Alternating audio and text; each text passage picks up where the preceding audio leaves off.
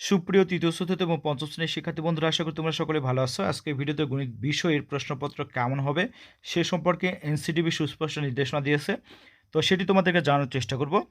তো তৃতীয় প্রান্তিকের জন্য নির্ধারিত যে অধ্যায় আছে সেখান থেকে প্রশ্নপত্র তৈরি হবে।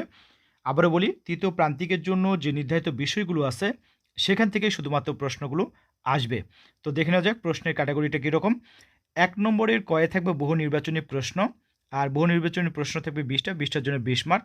খ নম্বরে থাকবে শূন্যস্থান পূরণ, শূন্যস্থান পূরণ থাকবে 10টা, 10টার জন্য 10 মার্ক। এরপর ২ নম্বর থাকবে সংক্ষিপ্ত প্রশ্ন, সংক্ষিপ্ত প্রশ্ন থাকবে 20টা, 20টার জন্য 20 মার্ক। এরপর বড় প্রশ্ন থাকবে 13টা, 13টার মধ্যে থেকে 10টার উত্তর দিতে হবে, 10টার জন্য মার্ক থাকবে 50। এখন এই 10টার মধ্যে থেকে পরিমাপ, জ্যামিতি এবং উপাত্ত হতে একটি করে প্রশ্ন থাকবে, আর এই পরিমাপ, জ্যামিতি এবং উপাত্ত থেকে প্রশ্নের উত্তর দেওয়া বাধ্যতামূলক। অর্থাৎ এই 3টা অধ্যায় থেকে যে 3টা প্রশ্ন থাকবে সেই 3টা প্রশ্নের উত্তর অবশ্যই দিতে হবে। আর এই 3টা প্রশ্ন সহ মোট 10টি প্রশ্নের উত্তর তোমাদেরকে দিতে হবে।